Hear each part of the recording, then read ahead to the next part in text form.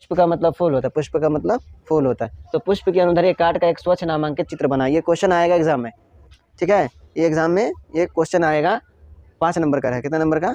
5 number का रहेगा। इसको पहले चित्र बना लेना, फिर उसके बारे में ये लिख देना। तो कह रहा है कि पुष्प के अनुदैर्ध्य काट का स्वच्छ नामांकित चित्र बनाया। तो हमने तो चित्र बना दिया, अब नामांकित भी करना है। तो ये वाला जो पार्ट है, ये वाला, ये यहाँ से निकल के गया है सबसे ऊपर में, नहीं देखो फूल में कुछ निकला हुआ रहता है, ऐसे ऐसे करके रहता है ना। तो ये वाला सबसे ऊपर वाला भाग जो है, ये वाला, उसको वर्तिकाग्र कहा जाता है। क्या कहा जाता है? वर्तिकाग्र, वर्तिकाग्र कहा जाता है, वर्तिकाग्र कहा जाता है। और ये जो तना जैसा होता है उसको वर्तिका कहते हैं। क्या कहते हैं उसको? वर्तिका। क्या कहते हैं? है ना, ये देखो ऊपर तक गया, ये चपटा भाग यहाँ पे गोल हो जाएगा। कैसा हो जाएगा? ये गोल हो जाएगा। इसको कहते हैं वर्तिकाग्र। क्या कहते हैं? इसको गोल कर देंगे। और ये जो वाला जो तना वाला भाग है, तना वाला भाग को वर्तिका कहते हैं। क्या कहते? तना वाला भाग को वर्तिका कहते हैं। उसी हिसाब से ये जो है, ये फिर बीच में, फूल के बीच में जो रहता है, जो छोटा हुआ रहेगा ना, उसको परागकोश कहा जाता है। क्या कहा जाता है उसको? परागकोश। और उसके तना को तंतु कहते हैं। क्या कहते हैं? तंतु। और परागकोश और तंतु मिलकर पुंकेसर का निर्माण करता है। किसका निर्माण करता है? पुंकेसर। किसका निर्माण करेगा? पुंकेसर का निर्माण करेगा। तो देखो क्या कह रहा है इसमें, पुष्प एवं इनके जनन भाग, पुष्प एवं इनके जनन भाग सामान्यतः फूल एवं डंठल के द्वारा तने से जुड़ा रहता है। फूल जो होता है, पुष्प जो होता है, देखते होगे यहाँ से डंठल निकला हुआ, डंठल, यहाँ से पुष्प रहता है कि नहीं रहता है? मतलब कोई सा भी पुष्प यहीं से न रहता है, रहता कि नहीं? तो ये डंठल है कि नहीं है? तो वही कह रहा है कि डंठल के द्वारा तने से जुड़ा रहता है। डंठल के द्वारा किससे जुड़ा रहता है? ये तना हो गया ना, मान लो ये पौधा है, क्या है? पौधा है। यहाँ से ये डंठल है, क्या? डंठल मान लो, पौधा का डंठल, जिसको डल्ली कहा जाता है, समझते हो ना? उसी में ना लगता है फूल। मान लो यहाँ से एक फूल निकला, ये डंठल हो गया कि नहीं हो गया? अब यहाँ से एक फूल निकलेगा, निकलेगा ना, तो ये डंठल से जुड़ा है कि नहीं जुड़ा है? डंठल से नहीं जुड़ा है। हाँ, तो वही कह रहा है, पुष्प में इनके जनन भाग जो होते हैं, फूल और डंठल के द्वारा तने से जुड़ा रहता है। ये इससे जुड़ा रहता है। ये यहाँ पे डंठल रहता है ना, यहाँ तक तो फूल है, यहाँ तक क्या है? फूल है। इसके बाद यहाँ से जो डंठल निकल के आता है, या इधर जाएगा, इधर जाएगा, सीधा जाएगा, जाता है ना डंटी। हाँ, तो वही कह रहे हैं यहाँ पे, जिसे विरिंत या पेडिसेल कहते हैं। क्या कहते हैं? विरिंत या, तो इसका मतलब ये हुआ जो सबसे नीचे वाला भाग है, सबसे नीचे वाला भाग जो डंठल से जुड़ा हुआ रहता है, जो किससे जुड़ा हुआ रहता है? डंठल से, उसको कहा जाता है विरिंत। क्या कहा जाता है? विरिंत। क्या कहा जाता है? या पेडिसेल। विरिंत या पेडिसेल, विरिंत या पेडिसेल कहा जाता है, ठीक ना। विरिंत के सिरे पर स्थित फूला हुआ, ये फूला हुआ है ना, फूला हुआ है ना, हाँ, तो विरिंत के सिरे पर स्थित फूला हुआ भाग पुष्पासन या थैलेमस कहलाता है। क्या कहलाता है? ये वाला जो भाग है फूला हुआ, ये वाला है ना फूला हुआ भाग, इसको कहते हैं पुष्पासन या थैलेमस। पुष्पासन या थैलेमस क्या कहते हैं? पुष्पासन या थैलेमस। हम लोग फूल का भाग पढ़ रहे हैं, फूल जो होता है समझते हो ना, उसका भाग पढ़ रहे हैं। अच्छा, ये कहीं पे अति कनेल का फूल है, कनेल का, मंदिर के पास तो होगा कनेल का फूल ना, है तो फला हुआ है, फूल है उसमें, एक फूल तोड़ के लाओ तो जाओ, तो बता देते हैं। डंटी शुद्ध लाना, हाँ, ललका वाला हो तो ललके वाला, नहीं तो पीला वाला हो तो पीला वाला लेना, या तो व्हाइट वाला ले लेना। देखो, तो डंटी को तो हम विरिंत कहते हैं। डंटी को क्या कहते हैं? विरिंत। डंटी को क्या कहा जाता है? विरिंत कहा जाता है। लेकिन डंटी के ऊपर जो भाग होता है, डंटी के ऊपर जो भाग होता है, हर फूल में वहाँ पे फूला हुआ भाग रहेगा, सब फूल में रहता है, ठीक है ना। अब सब फूल में मतलब कौन सा? जो जनन कर सकता है, जो फूल, ये फूल आपका जनन कर सकता है, ठीक है, ये फूल क्या कर सकता है? जनन कर सकता है, ठीक ना। तो विरिंत के सिरे पर स्थित फूला हुआ भाग क्या कहलाता है? पुष्पासन या थैलेमस। पुष्पासन या थैलेमस। ब्लैक मार्कर लाओ तो, यहीं पे, ये भी नया चल नहीं रहा है।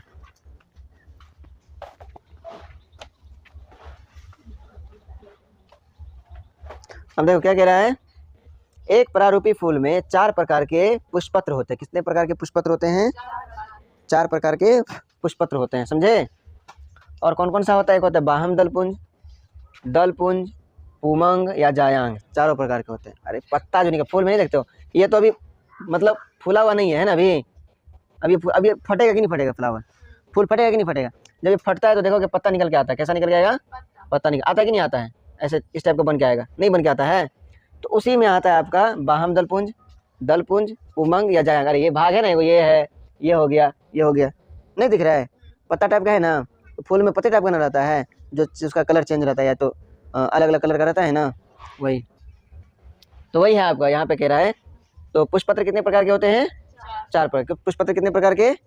एक होता है बाह्य दलपुंज, दूसरा होता है दलपुंज, और तीसरा होता है पुमंग और जायांग। अब हम पढ़ते हैं पुमंग के बारे में। पुमंग क्या होता है? तो यह पुष्प का नर भाग है। कैसा भाग है? नर भाग। पुष्प का कैसा भाग है? नर भाग। यानी कि पुरुष वाला भाग है। इसमें कई लंबी रचना होती है, इसमें क्या होती है, कई लंबी रचना होती है, जिसे हम पुंकेसर कहते हैं। क्या कहते हैं?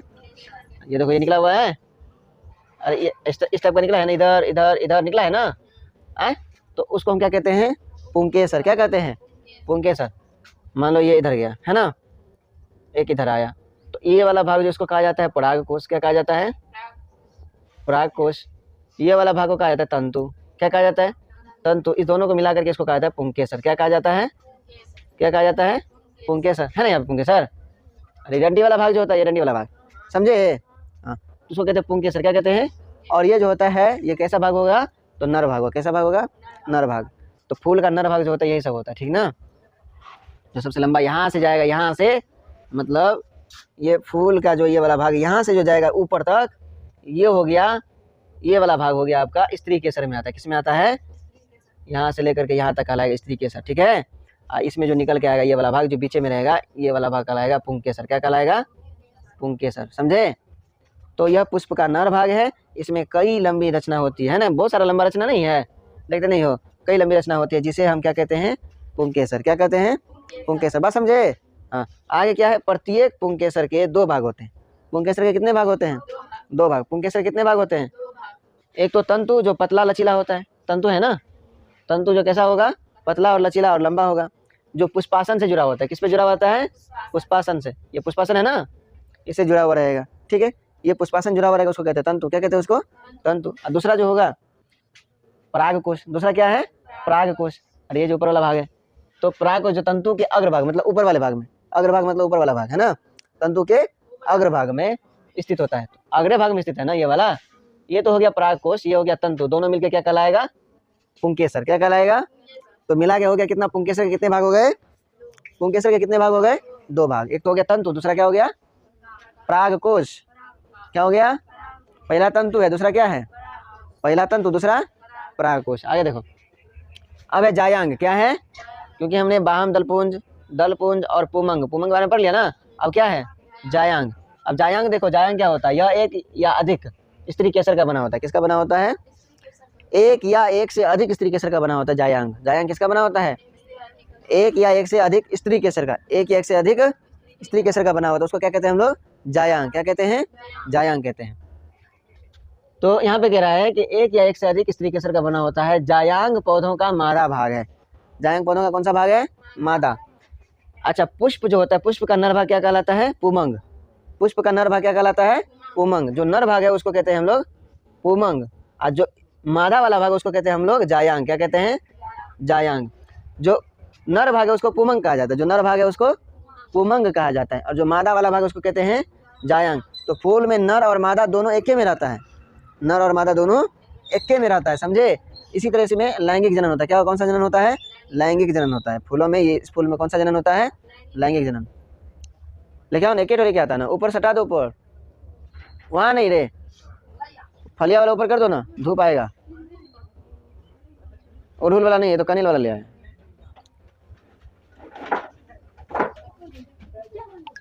ये कनेल है, कितना ले आया? एक और होगा जो मतलब इसमें तो ये नहीं दिखेगा, ये वाला, ये इसमें नहीं है, वो रहता है अड़हुल में, ललका वाला फूल होता है ना, फला हुआ। ये तो आए वहाँ पे होगा। देखो देखो देखो इधर, ये डंठल है कि नहीं? ये डंठल है नहीं, ये वाला भाग, ये वाला भाग डंठल जैसे ऊपर जाएगा तो ये वाला फूला हुआ भाग है कि नहीं? देखो डंठल है, डंठल से ऊपर फूला हुआ भाग है कि नहीं? उसके बाद ना पत्ता इधर उधर हो रहा है, देखो उसके बाद ये पत्ता इधर उधर हो रहा है, ये वाला पत्ता, जो ये वाला पत्ता, ये छोटा वाला पत्ता, ये वाला है ना, ये वाला हो गया, ये बाहमदल। क्या हो गया? बाहमदल। ये वाला जो ये छोटा छोटा भाग जो है, ये तो डंठल है, जिसको हम क्या कहते हैं? विरिंत। क्या कहते हैं? विरिंत।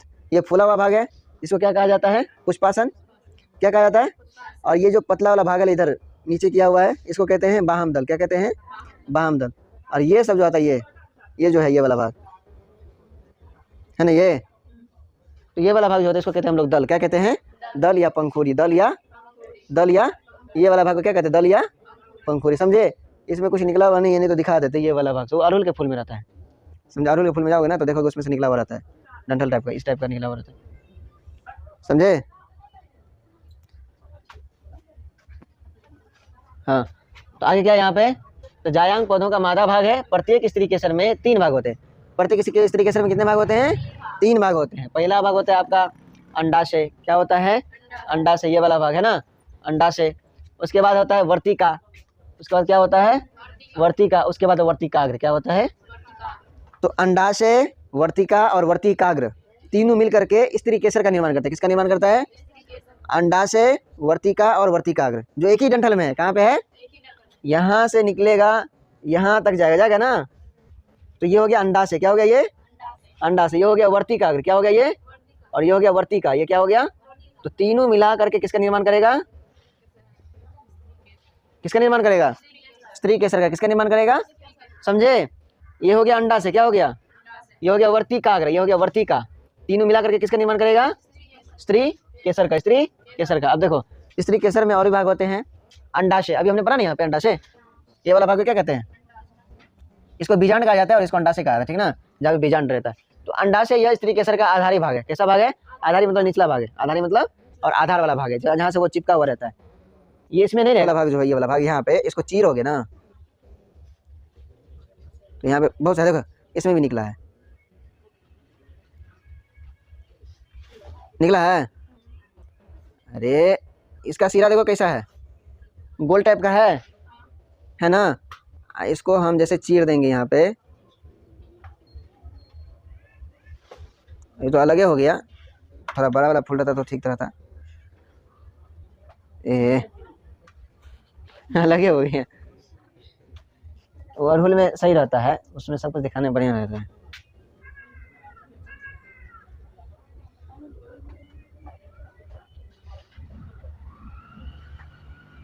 देखो इसमें भी नहीं है कि नहीं?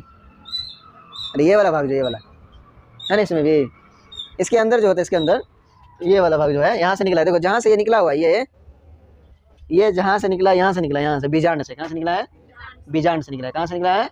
बीजांड से। समझे? तो वही कह रहे हैं यहाँ पे, अंडाशय स्त्री केसर का आधारी भाग है, जो पुष्पासन से जुड़ा रहता है। कहाँ से जुड़ा रहता है? पुष्पासन से। ये वाला भाग से जुड़ा हुआ है कि नहीं? जो फूला हुआ भाग उसको पुष्पासन कहते हैं ना, तो पुष्पासन से जुड़ा हुआ है, पुष्पासन से जुड़ा हुआ है। अंडाशय से एक लंबी एवं पतली विरिंत, देखा कि नहीं, लंबा गया था ना, विरिंत जैसी रचना निकलती है, जिसे वर्तिका कहते हैं। क्या कहते हैं उसको? वर्तिका कहते हैं। वर्तिका के शिखर पर फूली हुई छोटी रचना, अभी तो दिखा है ना, ऊपर फूला हुआ रचना नहीं था, हाँ, तो फूली हुई रचना, वर्तिका के शिखर फूली हुई छोटी चिपटी एवं चिपचिपी। इसको छुओगे, चीरो तुम लोग, देखो चिपचिपा करेगा, पूरा हाथ मेरा लस लस करने लगा। सही में? अरे तू तो सब कुछ चिपकाएगा। देखो चीर के देखो, चिप चिप करेगा। उसको छोटा वाला भाग को करो, छोटा वाला भाग को। तीने को फूल है, पत्ता से नहीं होगा। अभी फूल पर आने के, पत्ता पर आने का था। देखो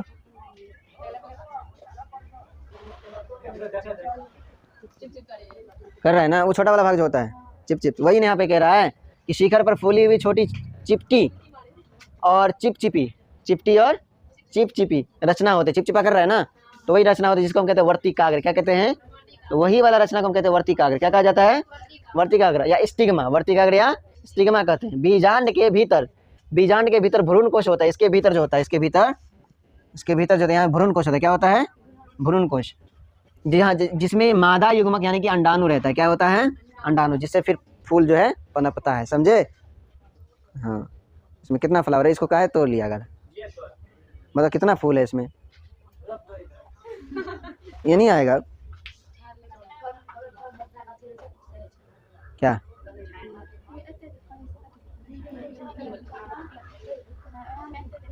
इसी में रहता है ना, फल जैसे टाइप का। हाँ ले समोसा का, समोसा टाइप का रहता है ना। हाँ, प्रियंका को खिला देना। हाँ, इसका नाम क्या पता है ना? जौहर कनील। नहीं,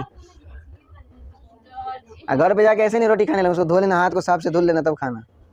सब छू लिए हो फूल को, तो उसको जाके साबुन से हाथ धो लेना, इसमें अलग तरह का बैक्टीरिया रहता है। तो समझ में आया फूल का प्रकार? तो फूल के प्रकार को सबका नाम याद रख लेना। नाम याद रख लोगे ना तो अपने आप पूरा लिख दोगे, जैसे यहाँ तो यहाँ तक। उल्टा लिखो सीधा लिखो, लेकिन लिख देना है।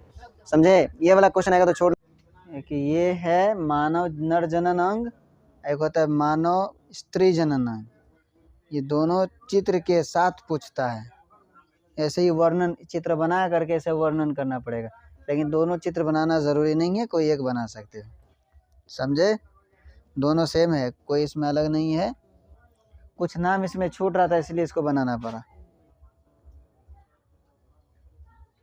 नहीं तो एक एक बना के हो जाता, समझे। इसलिए एग्ज़ाम में अगर बनाओगे या तो इसको बना लेना या फिर इसको बना लेना। ऐसे आएगा सवाल, मानव नर जननांग का सचित्र वर्णन करें, ऐसे ही सवाल ऐसे ही सेम टू सेम आएगा, समझे। जो प्रश्न आएगा ना एग्ज़ाम में 5 नंबर में रहता है, तो ऐसे सेम टू सेम प्रश्न आएगा, मानव नर जननांग का सचित्र वर्णन करें, ऐसे सेम टू सेम सवाल आएगा, सवाल में कोई बदलाव नहीं। तो तुमको भी उत्तर लिख करके ऐसे इसको ऐसे लिखना है पहले। तो उत्तर में क्या लिखोगे सबसे पहले में कि नर जननांग में 2 विरसन कितने विरसन होते हैं? 2 विरसन। और कई शुक्रवाहिकाएं, कई शुक्रवाहिकाएं होते हैं, प्रत्येक विरसन से संबंध अधिविरसन या इपीडी-डाइमिस, क्या है? अधिविरसन या इपीडी-डाइमिस, और शुक्रवाहिनी, शुक्राशय और मूत्रमार्ग तथा शीशन एवं कुछ सहायक ग्रंथि होती है। ये टोटल हुआ। एक लाइन में अगर उत्तर बोला जाए कि मानव नर जननांग का कुछ बताने के लिए, तो इसमें तुम इतना उत्तर दे सकते हो कि मानव नर जननांग में 2 विरसन होते हैं, कई शुक्रवाहिकाएं होते हैं, प्रत्येक विरसन से संबद्ध अधिविरसन, इपीडी-डाइमिस, शुक्रवाहिनी, शुक्राशय, मूत्राशय या मूत्रमार्ग या शीशन और कुछ सहायक ग्रंथियाँ होते हैं। ये पूरा पार्ट आ गया है ना, जो भी पार्ट आते हैं इसमें टोटल पार्ट आ गया। इसमें अब चित्र बना दिए हैं, चित्र में उसका नामकरण भी हो गया, इस तरह से चित्र बनाना है, इसी तरह से नामकरण भी करना है। चित्र बना करके नाम भी लिखना है, बात समझे। ऐसा नहीं कि चित्र बना दिए और नाम छोड़ दिया, नाम उल्टा पुल्टा मत लिख देना, इधर को उधर लिख देना, इधर को उधर, उल्टा भी लिखेगा तो नंबर काट लेगा, नंबर देगा नहीं, समझे। तो इसलिए इसको सही सही लिखना है, पूरा सही से लिखोगे। अब देखो ये चित्र बना हुआ है, बना है ना। अब चित्र के हिसाब से हम यहाँ पे लिखे हैं, जैसे कि यहाँ पे दिया सबसे पहला विरसन, क्या है? विरसन, क्या है? विरसन। विरसन को अंग्रेजी में कहा जाता है टेस्टेस, क्या कहा जाता है? टेस्टेस, समझे। विरसन को अंग्रेजी में क्या कहा जाता है? टेस्टेस। अब देखो इधर विरसन कहाँ है, तो ये अंडाकार दिख रहा है ना, अंडा, ये अंडाकार दिख रहा है, इसको कहते हैं विरसन। क्या कहते हैं इसको? विरसन। क्या कहते हैं? विरसन। ये अंडाकार जो होता है, इधर भी है, समझे ना, इसको क्या कहा जाता है? विरसन। देखो लिखे हैं ना, लिखे हैं कि नहीं भी लिखे हैं, चलो विरसन। तो विरसन जो होता है पुरुष का सबसे प्रमुख जनन अंग है। विरसन पुरुष का सबसे प्रमुख जनन अंग है, सबसे महत्वपूर्ण जनन अंग है, बात समझे। विरसन क्यों महत्वपूर्ण है, क्यों विशेष, क्यों सबसे प्रमुख है? क्योंकि यहाँ पे शुक्राणु का निर्माण होता है। किसका निर्माण होता है? ऑब्जेक्टिव में प्रश्न आता है कि शुक्राणु का निर्माण कहाँ होता है। ऑब्जेक्टिव में जो प्रश्न आएगा, क्या प्रश्न आएगा? शुक्राणु का निर्माण कहाँ होता है, तो जवाब क्या दोगे? विरसन में। क्या दोगे जवाब? बात समझ में आ रहा है? इस बात को समझो, तुमको सब्जेक्टिव और ऑब्जेक्टिव दोनों समझा रहे हैं, इसमें से बहुत सारा ऑब्जेक्टिव आता है, इसमें से बहुत सारे ऑब्जेक्टिव आते हैं। तो विरसन होता है कि विरसन पुरुष का सबसे महत्वपूर्ण जनन अंग है, सबसे महत्वपूर्ण जनन अंग है। शुक्राणु का निर्माण कहाँ होता है? विरसन में ही होता है। शुक्राणु का निर्माण कहाँ होता है? विरसन में ही होता है। और देखो प्रत्येक पुरुष में 2 अंडाकार विरसन होते हैं, 2 अंडाकार है ना, एक इधर है और एक इधर है, 2 या नहीं है? ये मार्कर चलता क्यों नहीं है? जैसे ब्लैक इंक लगता है, चलना ही छोड़ देता है, ये दिक्कत कर रहा है। आगे देखो, अभी क्या कह रहा है कि प्रत्येक पुरुष में कितने अंडाकार विरसन होते हैं? 2। कितने अंडाकार विरसन होते हैं? एक राइट साइड, एक लेफ्ट साइड, यानी कि दायां साइड और बायां साइड। अब देखो दोनों जंघाओं के बीच त्वचा तथा पेशी, त्वचा कहते हैं चमड़ा को, त्वचा किसको कहते हैं? चमड़ा को। त्वचा तथा पेशियों से बनी एक थैली होती है। कैसा होता है? थैली नुमा होता है। किस तरह का होता है? थैली नुमा। त्वचा और पेशी से बना थैली नुमा होता है, त्वचा और पेशी से बना थैली नुमा। ये यहाँ पे दिखाएगा थैली नुमा, है ना, थैली जैसा रचना होता है। तो जिसे विरसन कोश कहते हैं। क्या कहते हैं उसे? नामकरण किए कि नहीं किए हैं? किए है ना, विरसन कोश। देखो थैली जैसी रचना है कि नहीं? इसके अंदर एक अंडाकार है जिसको हम विरसन कहते हैं। तो जिस थैली में विरसन रहता है उसको विरसन कोश कहते हैं। क्या कहते हैं? जिस थैली नुमा रचना में विरसन रहता है उसको क्या कहते हैं? विरसन कोश। क्या कहते हैं? विरसन कोश। ये मारकर चलबो नहीं करता है, ऐसा नहीं मार करेगा। तो ना अब आगे देखो, तो हमने विरसन को पढ़ लिया। अभी और भी कुछ बातें हैं कि प्रत्येक विरसन में कई कुंडलित नालिकाएं पाई जाती है। ध्यान से देखो कि प्रत्येक विरसन में कई कुंडलित नालिकाएं पाई जाती है जिन्हें शुक्र जनन नालिका कहते हैं। तो विरसन के अंदर, किसके अंदर? विरसन के अंदर बहुत सारी कुंडलित नालिकाएं होते हैं। क्या होते हैं? कुंडलित नालिकाएं होते हैं जिन्हें हम क्या कहते हैं? शुक्र जनन नालिका। क्या कहते हैं? शुक्र जनन नालिका। शुक्र जनन इसलिए कहा था क्योंकि यहाँ पे शुक्राणु का निर्माण होता है। किसका निर्माण होता है? शुक्राणु का निर्माण होता है, इसलिए इसको शुक्र जनन नालिका कहा जाता है। क्या कहा जाता है? शुक्र जनन नालिका। अब आगे देखो, शुक्र जनन नालिका के अंदर की ओर आपस में जुड़कर, शुक्र जनन नालिका में अंदर की ओर, किसके ओर? अंदर की ओर आपस में जुड़ करके एक अत्यधिक कुंडलित नालिका बनाती है। जितना नालिका रहता है ना, और भी नालिका बनाता है, और भी नालिका बनाता है, जिसे हम कहते हैं अधिविरसन वाहिनी। कहाँ लिखा है देखो तो, अधिविरसन वाहिनी है। ये नली टाइप का है ना, ये पाइप टाइप का, इसको कहते हैं अधिविरसन। क्या कहते हैं? अधिविरसन। क्या कहते हैं? अधिविरसन। तो शुक्र जनन नालिका के अंदर की ओर आपस में जुड़कर एक अत्यधिक कुंडलित नालिका बनाती है जिसे अधिविरसन वाहिनी कहलाती है। अब पढ़ेंगे हम लोग अधिविरसन के बारे में। किसके बारे में पढ़ेंगे?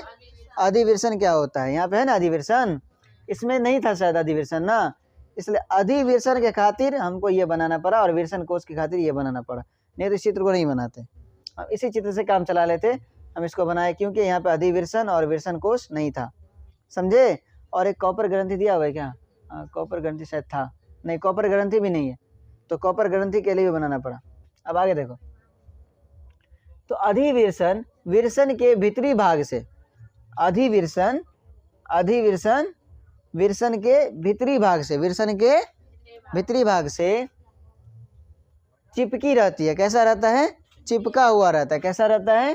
चिपका हुआ। इसी भाग में शुक्राणु परिपक्व, यानी कि शुक्राणु जो होते हैं परिपक्व होते हैं।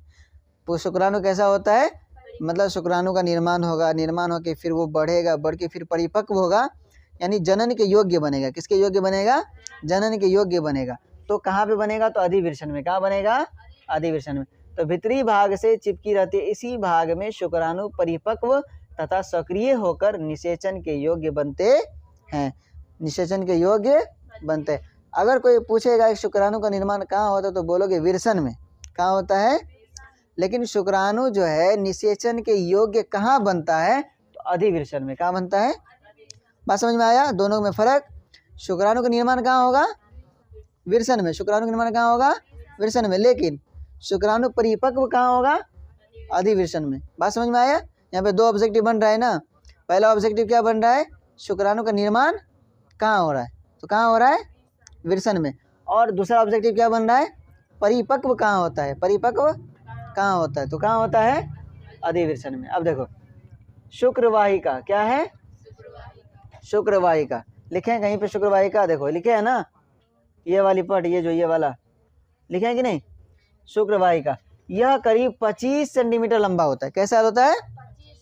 25 सेंटीमीटर लंबा नालिका होता है ये नलिका। क्योंकि किडनी से जब वो मूत्र मार्ग में आता है, यानी कि जो ये है मूत्र नली है और मूत्राशय जिसको कहते हैं, यहाँ पे मूत्र जमा होता है, वहाँ से लेकर के पूरा जो घुमा फिरा करके फिर शीशन तक आता है, इसलिए उसको कहते हैं 25 सेंटीमीटर लंबी नालिका। कितना सेंटीमीटर? 25 सेंटीमीटर लंबी नालिका होता है। ठीक है। शुक्रवाहिका आगे मूत्राशय तक जाती है। कहाँ तक जाती है? मूत्राशय तक जाती है। यहाँ तक ये पूरा नलिका जो है देखो, यहाँ से घूम के ये घूम करके यहाँ आया, फिर इधर आया, फिर इधर से फिर इधर गया कि नहीं? इधर से आ करके फिर घूम करके फिर यहाँ गया। जाता है कि नहीं जाता है? तो ये कितना सेंटीमीटर लंबा होता है? 25 सेंटीमीटर लंबा नालिका होता है। और मूत्राशय कहाँ तक जाती है? तो आगे शुक्रवाहिका जो है मूत्राशय तक जाती है। कहाँ तक जाती है? कुछ नीचे आकर अपनी ओर की शुक्राशय की नालिका से जुड़कर एक स्खलन नाली किसका निर्माण करती है? स्खलन नलिका किसका निर्माण करेगी? यही वाहिका, जो ये वाहिका है मतलब शुक्र वाहिका है, वो नीचे आकर के, कहाँ आकर के? नीचे आकर के स्खलन नली का निर्माण करेगा। स्खलन नलिका है ना, यहाँ पे स्खलन नली, देखो ये यहाँ पे आकर के ये धीरे धीरे यहाँ पे आएगा, यहाँ से आकर के एक स्खलन नली का निर्माण करेगा। किसका निर्माण करेगा? स्खलन नली। इसमें देखो, इसमें समझ में आएगा, क्योंकि ये मेन है, ये सामने का हिस्सा है और ये थोड़ा टेढ़ा करके है, मतलब जैसे आदमी इस तरह से खड़ा होता है ना, अगर इधर से देखेंगे तो ये वाला हिस्सा है, अगर सामने है तो ये वाला हिस्सा है। तो ये नली जो ये नली दिख रहा है, इसको कहते हैं स्खलन नली। क्या कहते हैं इसको? स्खलन नली। क्या कहते हैं? स्खलन नली। तो शुक्र वाहिका जो होते हैं, शुक्र वाहिका नीचे आकर के, कहाँ आकर के? नीचे आकर के अपनी ओर शुक्राशय की नलिका से जोड़कर, शुक्राशय की नलिका से जोड़ करके एक स्खलन नली का निर्माण करती है। किसका निर्माण करती है? स्खलन नली का निर्माण करती है। अब क्या है? स्खलन नली। तो ये दो छोटी नालिकाएं होती है। कितनी छोटी नालिकाएं होती है? दो। देखो, एक इधर है, एक इधर है ना? अरे ये वाला हिस्सा और ये वाला हिस्सा जो नली जा रहा है, ये वाला, ये स्खलन नली है ना? दो ठो हुआ कि नहीं हुआ? तो स्खलन नली जो है, दो छोटी नालिकाएं हैं, दोनों स्खलन नालिका एक पूर्णस्थ ग्रंथि से में प्रवेश कर जाती है। तो पूर्णस्थ ग्रंथि देखो यहाँ पे है, यहाँ से आकर के जाते जाते फिर यहाँ पे आता है कि नहीं? तो ये जो ग्रंथि बना हुआ है, ये जो ग्रंथि बना हुआ है, इसको कहते हैं पूरस्थ ग्रंथि। इसमें कहाँ लिखे हैं पूरस्थ ग्रंथि? देखो यहाँ है, ये वाला है ना, ये वाला पार्ट, इसको कहते हैं पूरस्थ ग्रंथि। क्या कहते हैं? पूरस्थ ग्रंथि। आगे देखो, तो स्खलन नली जो होता है कहाँ पे जाके मिलती है? पूरस्थ ग्रंथि में। कहाँ पे? पूरस्थ ग्रंथि में। इधर ध्यान दो ना, क्या कर रही है? समझ में नहीं आ रहा है? समझ में नहीं आएगा तो लिखियो नहीं पाएगी, कुछ भी नहीं। सुन लो, अब क्या है? मूत्र मार्ग। क्या है? तो यह एक लंबी मांसल रचना है। कैसा रचना है? लंबी मांसल रचना है। इसमें दो सहायक ग्रंथियां मूत्र मार्ग में कितनी सहायक ग्रंथियां होती है? दो सहायक ग्रंथि। एक होता है पूरस्थ ग्रंथि और एक होता है काउपर ग्रंथि। लिखे है ना? एक हो गया पूरस्थ ग्रंथि और एक हो गया काउपर ग्रंथि। ये कॉपर ग्रंथि है ना, ये हो गया पूरस्थ ग्रंथि और ये हो गया कॉपर ग्रंथि। तो मूत्र मार्ग जो होता है, इसमें दो सहायक ग्रंथियां होते हैं, एक होता है पूरस्थ ग्रंथि और एक होता है काउपर ग्रंथि की नालिकाएं खुलती है। इसके बाद शीशन से होता हुआ शीशन के सिरे पर, इसके बाद शीशन से होता हुआ शीशन के सिरे पर मूत्र जनन छिद्र द्वारा बाहर खुल जाता है। मूत्र मार्ग से होकर मूत्र और वीर्य, जिसको हम स्पर्म कहते हैं, क्या कहते हैं? स्पर्म कहते हैं। तो मूत्र और स्पर्म दोनों बाहर निकलते हैं इसी मार्ग के द्वारा। ये जो मार्ग दिख रहा है ना, देखो हम यहाँ पे समझाते हैं। हमने क्या कहा? शुक्राणु के निर्माण कहाँ पे होता है? विरसन में होता है कि नहीं? तो यहाँ से निर्माण होकर के ये नली होकर के इधर से जाएगा, इधर होते हुए फिर मूत्र मार्ग में आया ना, फिर इधर से मूत्र मार्ग से होकर के फिर वो बाहर निकल जाएगा। बात समझे? तो इस तरह से निकलता है, उसको कहते हैं या तो मूत्र या फिर वीर्य निकलता है। अब आगे क्या है? पूरस्थ ग्रंथि। क्या है? पूरस्थ ग्रंथि। अब आगे देखो, पूरस्थ ग्रंथि से पूरस्थ द्रव कौन सा क्या क्या निकलता है? देखो, पूरस्थ ग्रंथि से पूरस्थ द्रव स्रावित होता है। पूरस्थ द्रव शुक्राणु द्रव तथा शुक्राशय द्रव मिलकर के वीर्य बनाते। हमने एक बार पढ़ाया था, शुक्राणु का निर्माण किससे होता है? डीएनए और प्रोटीन से। पढ़ाए थे?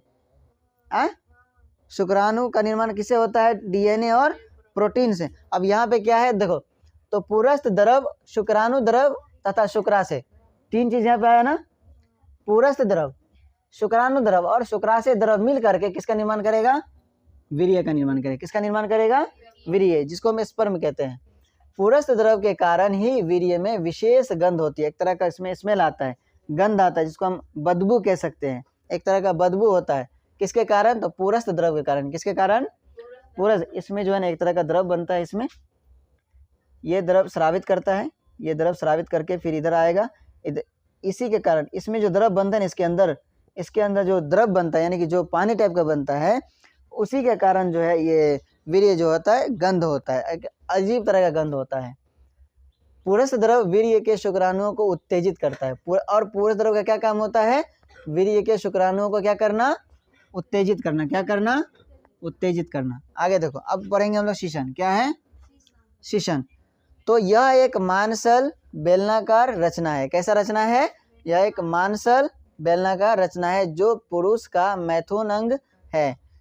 यानी ये वाला हिस्सा, जो ये वाला हिस्सा इधर है ना, ये वाला हिस्सा, हाँ, इस हिस्से को कहते हैं हम लोग शीशन। तो यह विरसन कोश के सामने बीचों बीच होता है ना। देखो विरसन कोश इधर है, विरसन कोश इधर है, बीच में है कि नहीं है? सामने और बीचों बीच होता है। आगे देखो, शीशन का शिखर, शीशन का शिखर, शिखर भाग गलांश कहलाता है। क्या कहलाता है? गलांश। और गलांश के ऊपर त्वचा एक ढीला आवरण प्रीपियूस कहलाता है। इसके ऊपर ये प्रीपियूस है ना, ये वाला ढीला आवरण, ये ढीला आवरण क्या कहलाता है? प्रीपियूस। क्या कहलाएगा? प्रीपियूस। क्या कहलाएगा?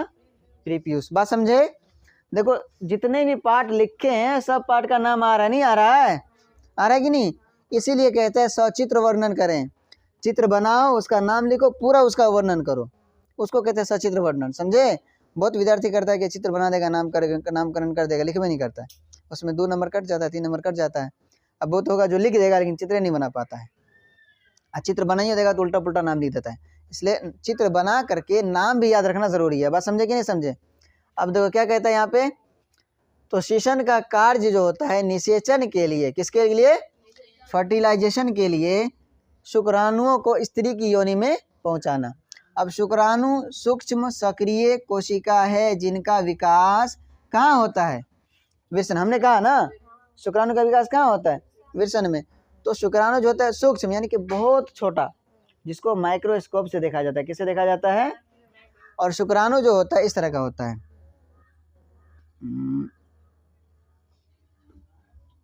इस तरह का होता है। ठीक है? इसको कहते हैं सिर, इसको कहते हैं पूंछ। ठीक है?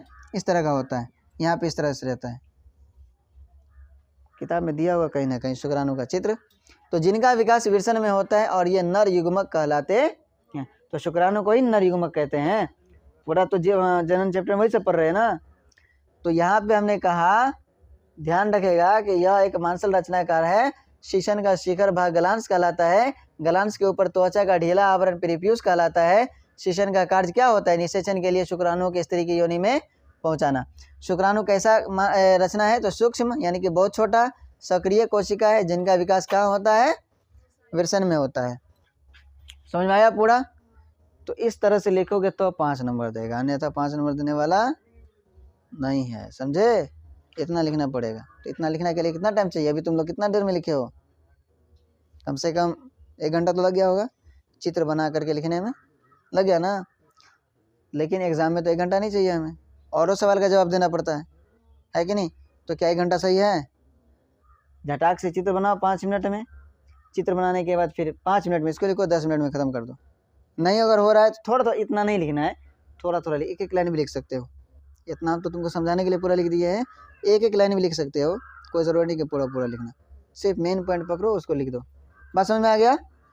तो दोनों चित्र में से कोई एक चित्र बनाना है एग्जाम में। दोनों चित्र मत बना देना तो टाइम पास ही हो जाएगा। समझे? दोनों में से कोई एक बना लेना। आसान तो यही लग रहा है कि नहीं? ये थोड़ा हार्ड है, आसान ये लग रहा है, ये थोड़ा हार्ड है। 8वां क्लास में शायद इसका चित्र दिया हुआ है, इसका।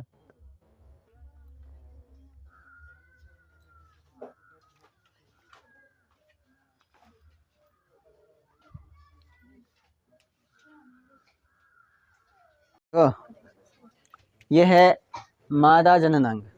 क्या है ये? मादा जननांग। हमने पढ़ा था इससे पहले नर जननांग, पढ़ा था ना जीव विज्ञान में। तो नर जननांग तो हो गया, अब ये है मादा जननांग। क्या है? मतलब स्त्री के जननांग, स्त्री के जननांग। तो कह रहे मानव मादा जनन तंत्र का सचित्र वर्णन का है। सेम सवाल आएगा एग्जाम में। ओए आवाज कम करो, आते शुरू हो जाता है हल्ला गुल्ला एकदम से, तबाही मचा के रख देता है। ध्यान देगा भरत कुमार, ठीक है? हाँ, तुम तो पिछले वाला क्लास में था नहीं जो कुछ समझ में आता, क्या करेगा? बदकिस्मती, सोमवारी करने जाएगा और क्या करेगा? तो मानव मादा जनन तंत्र का सचित्र वर्णन करें, ये सवाल आएगा ऐसे एग्जाम में। तुमको उत्तर करना है कि मानव मादा जनन तंत्र में क्या सब होता है। सबसे पहला लिख देगा अंडाशय। क्या होता है? अंडाशय, अंडवाहिनी, गर्भाशय, गर्भाशय ग्रीवा, फैलोपियन ट्यूब, डिंब वाहिनी और योनि। इतने जो है चीज़ रहता है मानव मादा जनन अंग में। मानव मादा जनन अंग में इतने चीज़ होता है। आप इस चित्र में देखो, यह है मानव मादा जनन अंग का चित्र है, ठीक है। इधर ये आपका, इसको कहते हैं, इसको क्या कहा जाता है, फंडस, इसको कहा जाता है फंडस, इसको क्या कहा जाता है, फंडस, फंडस। ये हो गया आपका फिबरी, क्या हो गया, फिबरी। ये हो गया अंडाशय, ये हो गया गर्भाशय, ये हो गया गिरीवा और ये हो गया वल्वा या फिर हाइमेन, वल्वा या हाइमेन, और ये योनि हो गया, ठीक है। और ये आपका हो गया अंडवाहिका यानी कि फैलोपियन ट्यूब, फैलोपियन ट्यूब। अब देखो सबको बारी बारी से, जितना इसमें नाम दिया हुआ है सबको बारी बारी से लिखेंगे। जितना नाम दर्शाओगे एग्जाम में ना, सबका अलग अलग से लिखना पड़ेगा, ठीक है। जैसे हमने लिखा फिबरी, किसी किसी का छोड़ देगा चलेगा, उसमें कोई फर्क नहीं पड़ेगा, एक दो को छोड़ दो, जरूरी नहीं कि पूरा पूरा लिखना है। जैसे कि अंडाशय है, गर्भाशय है, अंडवाहिका है, गिरीवा है, सबको लिख सकते हैं, है ना। तो अंडाशय, अंडाशय जिसको अंग्रेजी में कहा जाता है ओवरी, क्या कहा जाता है, ओवरी। अब ये क्या होता है, तो प्रत्येक स्त्री में एक जोड़ा, प्रत्येक स्त्री में एक जोड़ा यानी कि 2 ठो, एक जोड़ा यानी कि 2 ठो अंडाशय पाया जाता है। देखो तो एक इधर है, एक उधर है ना, है कि नहीं, एक दाएं साइड और एक बाएं साइड, अंडाशय यानी कि इधर और उधर एक जोड़ा पाया जाता है। और अंडाशय कहाँ होता है, तो उदर गुहा के निचले भाग में, उदर गुहा जो यहाँ पे होता है ना, यहाँ पे इसके निचले भाग में, उदर गुहा के निचले भाग में स्थित रहता है, उदर गुहा के निचले भाग में स्थित रहता है। ध्यान से सुनोगे, भरत ध्यान सुनेगा, ठीक है, ध्यान लगाओ ताकि समझ में आ जाए, एग्जाम में पूछेगा, आराम से लिख सकते हो। चित्र लेकिन याद रखना चाहिए, चित्र याद रहेगा तो लिख लोगे, चित्र याद नहीं रहेगा तो लिख भी नहीं पाओगे, समझ गया। जितना भी चित्र आ रहा है, जैसे कि मानव हृदय का चित्र बनाया, मानव श्वसन तंत्र का चित्र बनाया, नहीं बनाए थे, मानव उत्सर्जन तंत्र का चित्र बनाए थे ना, उसके बाद फिर किसका बनाए थे, तंत्रिका तंत्र का बनवाए थे, नहीं, उसके बाद नर जनन अंग का, फिर मादा जनन अंग का। इतना ही चित्र आ रहे हैं अभी तक, और आया था डायलिसिस का भी था कुछ करके इस तरह से। हाँ, तो निचले भाग में स्थित रहता है। प्रत्येक अंडाशय संयोजी ऊतक के ट्यूनिका एल्बुजिनिया, ट्यूनिका एल्बुजिनिया से ढका रहता है। देखो ध्यान से, प्रत्येक अंडाशय, प्रत्येक अंडाशय मतलब ये भी और वो भी, ये भी और वो भी, संयोजी ऊतक के ट्यूनिका, संयोजी ऊतक के tunica albuginea, tunica albuginea, tunica albuginea से ढका रहता है। इस आवरण के नीचे, इस आवरण के नीचे, इस आवरण के नीचे जनन एपिथेलियम पाया जाता है। क्या पाया जाता है, जनन एपिथेलियम, जनन एपिथेलियम पाया जाता है, जिससे अंडाणु विकसित होते हैं, इसी से अंडाणु विकसित होते हैं। ये जो आपका दिख रहा है, ये है ना, ये इसी में जाके अंडाणु बनते हैं। अच्छा, नर में शुक्राणु कहाँ बनता है, विरसन में, कहाँ बनता है, विरसन में। और मादा में अंडाणु कहाँ बनेगा, अंडाशय में, कहाँ बनेगा, अंडाशय में। याद रखिए, ये 2 ठो बात याद रखेगा, नर में शुक्राणु कहाँ बनेगा, विरसन में, और मादा में अंडाणु कहाँ बनेगा, अंडाशय में, ठीक है। आगे देखो, अब है आपका फैलोपियन नालिका, यानी कि जिसको हम कहते हैं अंडवाहिनी, क्या कहते हैं, अंडवाहिनी, फैलोपियन नालिका, अंडवाहिनी। ये क्या होता है, तो ये एक जोड़ी चौड़ी, ये भी एक जोड़ी होता है, एक इधर है और एक इस साइड है, दोनों है ना। अरे इसी, ये जो ये वाला एरिया, ये वाला एरिया, ये वाला एरिया कहलाता है आपका अंडवाहिनी, अंडवाहिका या फिर अंडवाहिनी या फिर फैलोपियन ट्यूब, तीनों कह सकते हो। तो ये एक जोड़ी चौड़ी नालिका है जो अंडाशय के ऊपरी भाग, अंडाशय के, अंडाशय है ना, ये इसके ऊपर है ना, है कि नहीं, अंडाशय के ऊपरी भाग में, ऊपरी भाग कहाँ गए, ऊपरी भाग से शुरू होकर, ऊपरी भाग से शुरू होकर के नीचे की ओर, नीचे की ओर जाती है और गर्भाशय में जुड़ जाती है। देखो यहाँ से आकर के गर्भाशय में जुड़ जाएगा, यहाँ जुड़ जाएगा, इसको कहते हैं गर्भाशय। क्या कहते हैं इसको, गर्भाशय। मतलब ये जो फैलोपियन ट्यूब है, ये अंडाशय के ऊपरी भाग से आकर के नीचे आकर के ये कहाँ पे जुड़ेगा, गर्भाशय में। कहाँ पे जुड़ेगा, ध्यान देगा इसको, ठीक है ना, समझेगा बात को। आगे है कि फैलोपियन नालिका की दीवार मांसल, फैलोपियन नालिका की दीवार, ये जो दीवार होती है ये वाली मांसल रचना होती है और संकुचनशील। संकुचन का मतलब क्या होता है, फैलने सिकुड़ने की क्षमता होता है उसमें। किसका क्षमता होगा, फैलने और सिकुड़ने का, फैलने और सिकुड़ने का। क्योंकि अगर इसमें फैलने और सिकुड़ने का क्षमता अगर नहीं होगा ना, तो फिर बच्चे इसमें पलेंगे कैसे, बच्चे इसमें पलेंगे कैसे, क्योंकि जब बच्चा पलता है तो धीरे धीरे बड़ा होता है ना। तो अगर ये फैलेगा नहीं, अगर इसमें संकोचन ही है या फिर कुछ नहीं होगा, तो लग रहा है कि मतलब इसमें बच्चा पल पाएगा गर्भाशय में, नहीं ना।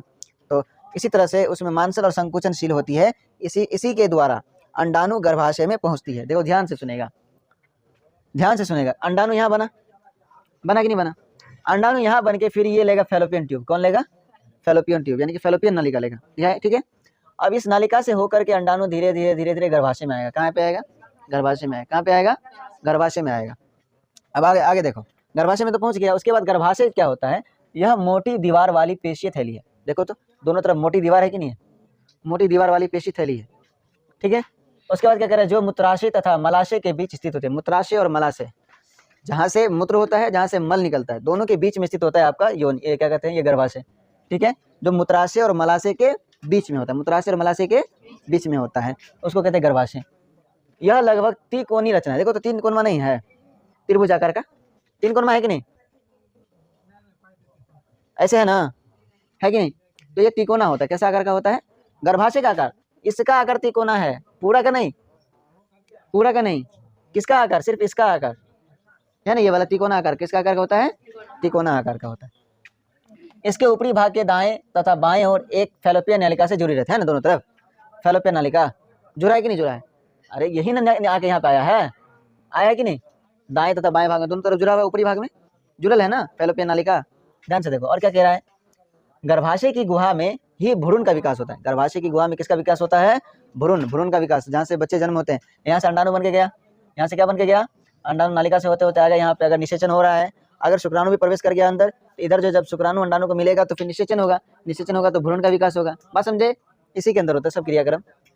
अब आगे देखो, यह 7 से 8 सेंटीमीटर लंबा होता है। कितना सेंटीमीटर लंबा होता है, 7 से 8 सेंटीमीटर, बहुत छोटा होता है। 7 से 8 सेंटीमीटर मतलब इतना हुआ, बहुत छोटा होता है, समझे, 7 से 8 सेंटीमीटर। पटरी पर अगर देखा जाए तो इतना इतना इतना लंबा होता है बस। इंसान थोड़े हाथी जैसा है, जो जितना बड़का बना है उतना बड़का होगा, नहीं ना होता है, फिर छोटा होता है, फिर ये फैलता है। क्योंकि गर्भाशय का जो आकार ये भी जो होता है ना, ये संकोचन शिथिलन इसमें होता है। जब इसमें बच्चे नहीं रहते हैं तो ये छोटा रहता है, जब इसमें बच्चे पलने लगते हैं तो धीरे धीरे इसका आकार बढ़ने लगता है। कैसा होता है, इसका आकार बढ़ने लगता है। जब बच्चे जन्म ले लेते हैं तो फिर ये अपने सिंपल आकार में आ जाता है, छोटा हो जाता है अपने आप, धीरे धीरे सिकुड़ के छोटा हो जाता है, समझे। इसका वही काम होता है। गर्भाशय, ये जो गर्भाशय की दीवार है, यही फैलता है, ये फैलेगा, ये फैलेगा। अगर फिर बच्चे जन्म ले लिए उसके बाद फिर दोनों का दोनों अपने स्थान पे आ जाता है, ठीक है, ये फैलता है। अब आगे देखो, तो 7 से 8 सेंटीमीटर लंबी होती है। इसका निचला भाग संकरा होता है। देखो तो संकरा मतलब कि कौन टाइप का, एकदम से जिसमें आदमी जा नहीं सकता है, मतलब ये कि कोई गली अगर है, संकरा रहता है, बहुत पतला, जिसको कहते हैं, क्या कहते हैं, पतला, बहुत पतला। तो नीचे आकर के पतला हुआ है ना, पतला हुआ है कि नहीं, तो उसको कहते हैं संकरा भाग। क्या कहते हैं उसको, संकरा भाग। तो जिसे गिरीवा कहते हैं, क्या कहते हैं इसको, गिरीवा। देखो धीरे धीरे आकर के यहाँ पे आके पतला हो गया ना, इसको कहते हैं गिरीवा। क्या कहते हैं इसको, गिरीवा। इस पर तो ब्लैक मार्कर लगता है, ये चलना ही बंद कर देता है। तो खानदानी दुश्मनी है कि क्या है पता ही नहीं है, जैसे ब्लैक इंक लगा तो चलना ही छोड़ देता है। गिरीवा नीचे की ओर कहाँ खुलता है, योनि में। सबसे नीचे वाला भाग को हम योनि कहते हैं। क्या कहते हैं, योनि। इसको नीचे ये योनि कहा जाता है। अभी तक हमने लगभग में पढ़ लिया है। देखो अंडाशय ये हो गया, अंडाशय जहाँ पे क्या बनेगा, अंडाशय में क्या बनेगा, अभी बताए हैं, यही पड़ेगा रे, अंडाणु। अंडाशय में क्या बनेगा, अंडाणु। अब ये अंडाणु फैलोपियन नालिका से होते होते होते आएगा गर्भाशय में। कहाँ पे आएगा, गर्भाशय में। गर्भाशय में होगा भ्रूण का विकास। किसका का विकास होगा, भ्रूण का। अब ये जो है धीरे धीरे कर करके ये सबसे निचला भाग को कहते हैं योनि। सबसे निचला भाग को क्या कहते हैं, योनि। सबसे निचले भाग को योनि कहा जाता है, ठीक ना। अब योनि, यह एक पेशीय नली के समान रचना है। ये नली के समान रचना होता है, एक नली टाइप का। और ये 7 से 10 सेंटीमीटर लंबी होती है। ये भी 7 से 8 होता है ना। और ये जो होता है, असल में यहाँ पे लंबी नहीं, चौड़ा देना चाहिए था, 7 से 8 सेंटीमीटर। अच्छा ठीक है, लेकिन योनि जो होता है 7 से 10 सेंटीमीटर लंबी होती है। कैसा होता है, लंबी, या लगभग 3 या 3.5 इंच का। कितना, 3 या 3.5 इंच का, यानी कि 7 से 10 सेंटीमीटर तक होती है। यह बाहर की ओर एक छिद्र बल्वा के द्वारा खुलता है। बाहर के एक छिद्र के द्वारा खुलता है। कहाँ खुलेगा, छिद्र के द्वारा। छोटा सा छिद्र होता है जो हाइमन कहलाता है। क्या कहलाता है, हाइमन। इसमें एक बहुत ही छोटा छिद्र होता है, बहुत ही छोटा छिद्र होता है। जन्म के समय शिशु इसी रास्ते से बाहर निकलते हैं। अब देखो इसमें और भी बातें बाकी है जिसको हम लिखे नहीं है, ठीक है ना, क्योंकि बोर्ड उतना बड़ा है नहीं, लिखना सही नहीं था। फिर कल वाला हाल हो जाता, छोटा छोटा लिखते नहीं तो फिर भर जाता पूरा। और वो सब इतना लिखना भी आसान सा, ये क्या कहते, ज़रूरी नहीं था। तो असल गांव घर में क्या सुनते होगे कि जब मान लो बच्चे जन्म ले रहे हैं, उसके बाद फिर क्या कर लेता है, ऑपरेशन करवाता है ना।